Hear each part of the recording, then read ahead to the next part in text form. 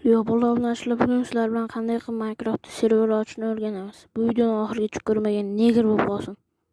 Yo, bolalar, hop birinchi o'rinda Google ga kirib olasizlar. Hop Aternos deb qidirasizlar. Shuni ichiga bosasizlarda birinchi chiqqaniga kirasizlar.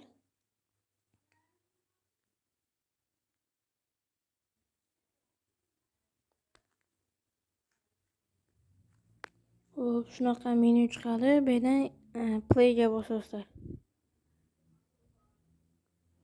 Hop yana bitta shunaqa menu chiqadi. Endi create serverni bosasizlar.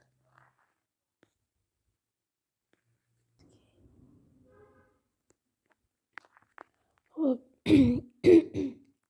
hop yana bitta shunaqa menu chiqadi. Bu yerdan Bedrock bo'lsa Bedrock, Java bo'lsa Java qilasizlar. Men Java o'ynaganim uchun Javaga bosaman.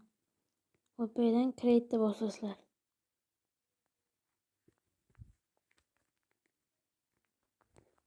Keyin skip chiqadi, o'shani bosasizlar.